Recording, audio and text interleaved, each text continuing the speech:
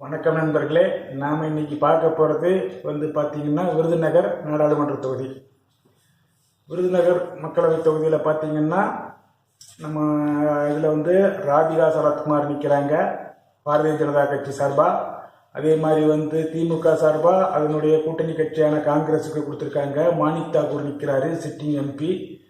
அதுக்கடுத்து பார்த்தீங்கன்னா ஏடிஎம்கே சார்பாக விஜயகாந்தனுடைய மகன் விஜய் பிரபாகர் நிற்கிறாரு.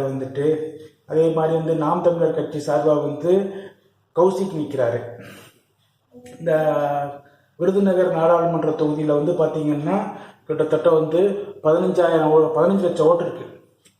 15 லட்சம் ஓட்டில் நம்ம எப்படி புரிஞ்சுக்கணும்னா 15 லட்சம் ஓட்டும் அப்படியே 3 கடும் போட்டியில் போய்கிட்டு இருக்கு. லேஸில் கிடையாது. விருதுநகர் நாடாளுமன்ற தொகுதி ஒரு இழுபறி அப்படின்னே நம்ம சொல்லலாம். அந்த நிலைமையில தான் இருக்குது. பிஜேபியில் ராதிகா சரத்குமார் 331 மதிப்பெண்கள் பெற்று அவங்க இருக்கிறாங்க. அதே மாதிரி மாணிக் தாக்கூர் 328 மதிப்பெண்கள் பெற்றிருக்காங்க. விஜய் பிரபாகர் 333 மதிப்பெண்கள் பெற்றிருக்காங்க. கௌசிக் 150 மதிப்பெண்களும், பிற கட்சிகள் 114 மதிப்பெண்களும் பெற்றிருக்காங்க. இப்போ பார்த்தீங்கன்னா மும்முனை போட்டியும் சரிசமம். அந்த ஒரு மார்க்கில் அதில் ஒன்றுமே பண்ண முடியாது.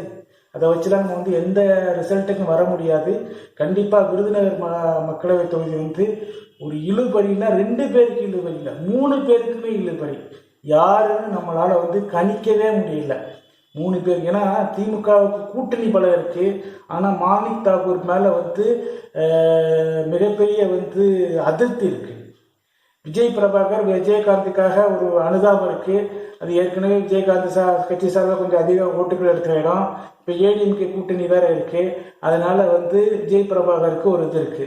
ராதிகா சரத்குமாருக்கு பிஜேபி சார்பாக இருக்காங்க. அவங்களுடைய சாதி சார்ந்த ஓட்டுக்களை நம்பி இறங்கியிருக்காங்க. ஸோ இது மாதிரி இருக்கிறதுனால ஓபிஎஸ்னுடைய இது டிடிவியினுடைய ஓட்டு இது எல்லாம் பார்த்தீங்கன்னா விருதுநகர் தொகுதியில் இருக்கு. ஸோ இங்கே எல்லாருமே கட்டும் போட்டியில் இருக்காங்க. 3 பேருக்கும் ஈக்குவல் மதிப்பெண் தான் நம்மளால கொடுக்க முடிஞ்சிருக்கு. வேற எதுவும் சாஸ்தியா இல்லை. பார்ப்போம், நம்ம கள நிலவரத்தை இன்னும் போக போகத்தான் பார்க்க முடியும். வணக்கம் நண்பர்களே. நாம் இன்னைக்கு பார்க்க போகிறது பார்த்தீங்கன்னா விருதுநகர் நாடாளுமன்ற தொகுதி. விருதுநகர் மக்களவை தொகுதியில் பார்த்தீங்கன்னா நம்ம இதில் ராதிகா சரத்குமார் நிற்கிறாங்க பாரதிய ஜனதா கட்சி சார்பாக. அதே மாதிரி திமுக சார்பாக அதனுடைய கூட்டணி கட்சியான காங்கிரஸுக்கு கொடுத்துருக்காங்க. மாணிக் தாக்கூர் நிற்கிறாரு, சிட்டிங் எம்பி. அதுக்கடுத்து பார்த்தீங்கன்னா ஏடிஎம்கே சார்பாக விஜயகாந்தனுடைய மகன் விஜய் பிரபாகர் நிற்கிறாரு. அதே மாதிரி நாம் தமிழர் கட்சி சார்பாக கௌசிக் நிற்கிறாரு. இந்த விருதுநகர் நாடாளுமன்ற தொகுதியில் பார்த்தீங்கன்னா கிட்டத்தட்ட 15 லட்சம் ஓட்டு இருக்கு.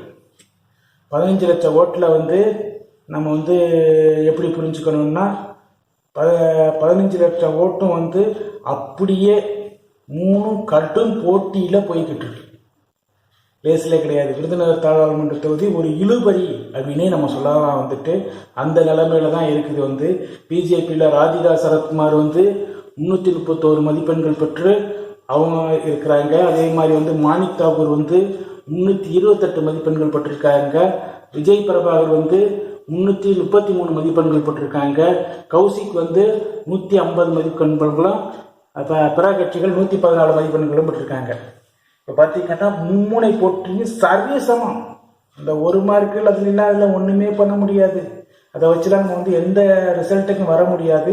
கண்டிப்பாக விருதுநகர் மக்களவை தொகுதி ஒரு இழுபறினா 2 பேருக்கு இழுபறி இல்லை, 3 பேருக்குமே இழுபறி. யாருன்னு நம்மளால் கணிக்கவே முடியல.